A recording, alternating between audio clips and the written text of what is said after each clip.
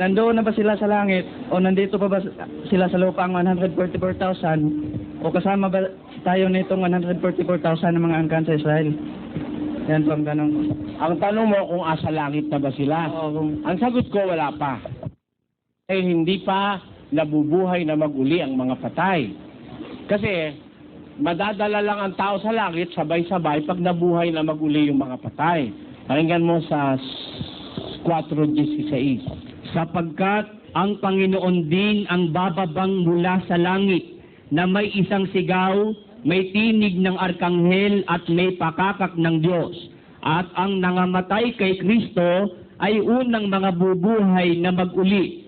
Kung magkagayon, tayong nangabubuhay na nangatitira ay aagawing kasama nila sa mga alapaap upang salubungin ang Panginoon sa hangin. At sa ganito isa sa Panginoon tayo magpakailanman. Ayun. Kaya lang tayo makakarating doon pagka dinala na tayo ni Kristo.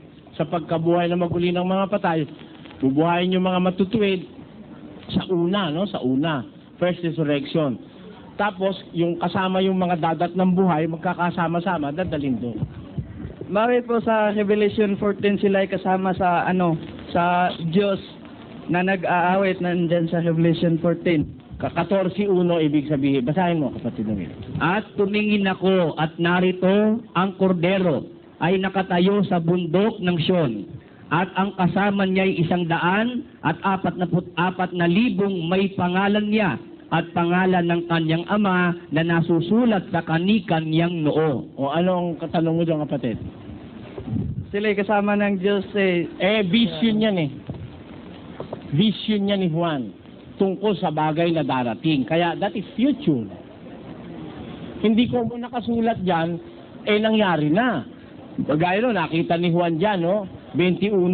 Nakita niya na, At nakita ko ang isang bagong langit at ang isang bagong lupa, sapagkat ang unang langit at ang unang lupa ay naparang at ang dagat ay wala na. nakita yan ni Juan. Pero hindi pa nagaganap yan.